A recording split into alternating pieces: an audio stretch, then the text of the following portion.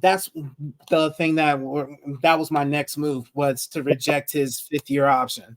Honestly, this guy has to show me something. So this is pretty much another Chase Young type deal. We are literally going to see what he can do. He needs to show the hell out, and I need to see something from this guy. Yeah. Excuse me. So, Alex, honestly, you said it too. You said it good. You said it well enough.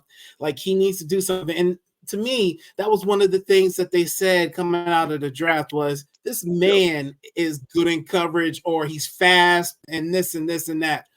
But one thing that really bothered me was, like, one, I don't think any of us were mocking him to our team at all. Um, Not at all. Sean, Right. what was it? Xavier Collins, or something like that. That's who we really wanted, but that dude's about to be a bust in Arizona too. So,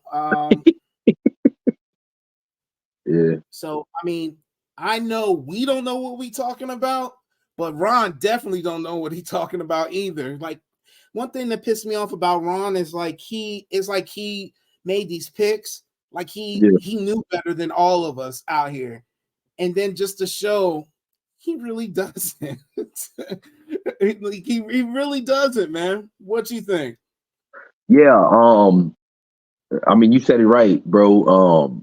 I mean, Ab, I know you remember when Ron was hoping that this guy was gonna play the mic very well, and he thought that Jamin Davis was gonna be Luke Kuechly. He's clearly not Luke Shit, Kuechly. He's clearly not shit, Luke Kuechly. not at um, all. yeah, I mean, he struggled hard. They said something about that he couldn't he couldn't call the plays and be the leader on the defense, so they put him on the outside. So ever since, though, he has been improving year to year. I think he's pretty decent in the run game, especially shedding off blockers and stuff. That's why I would say, I'm kind of glad he's playing this last year with us. The 5th-year option, you're right. I wouldn't sign it either. He's definitely got to work better in zone coverage. He's terrible at zone coverage and playing man, which it's crazy to me because the man don't even run like a 4.4, 6'3", 4.4. But again, sometimes the combine, it doesn't matter how strong you are, how fast you are.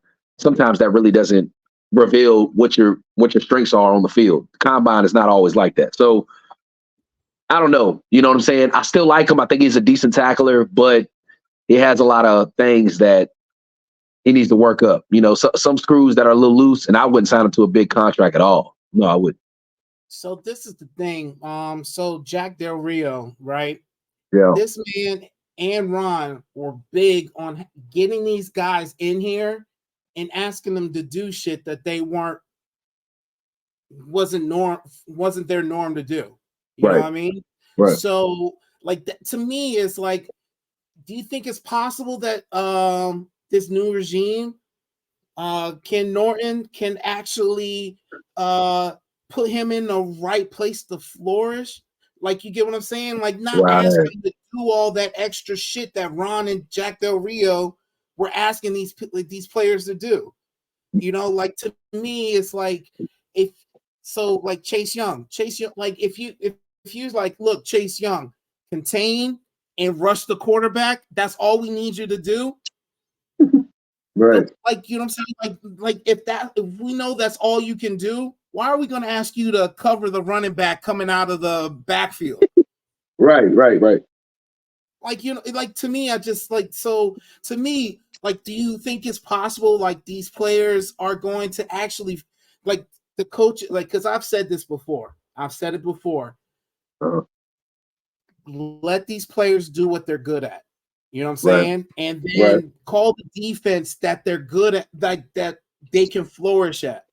So do you think that's possible? Do you think that they're going to do that in this new regime?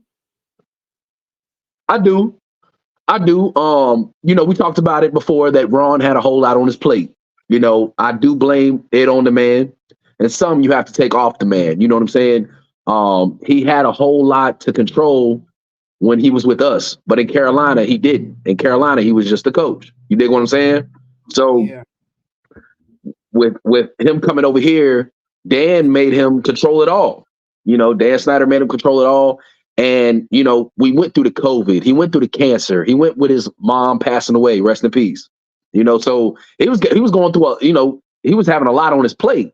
So, but this new coaching staff, Dan Quinn, and what he did with Dallas, especially making them a top 5, top 10 defense the time he was there.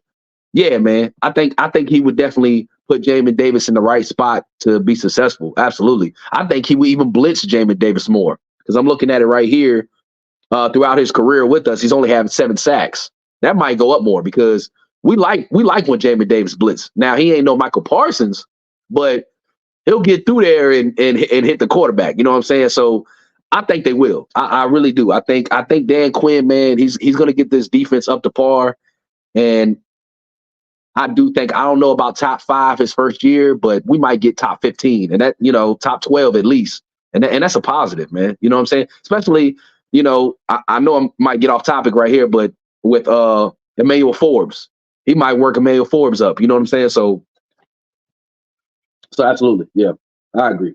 I mean, that's what we hoping, right? Absolutely. So like to me, that's definitely what I'm hoping. I'm hoping that they bring something out in this team, like because when Ron first got here, they like, I'll run through a wall for this guy. They're saying the same shit about about our new coach. You know what I'm saying? So we'll see. You know what I'm saying? Like we'll see how hard they play for this guy. You know what I'm saying? Yeah. Okay, so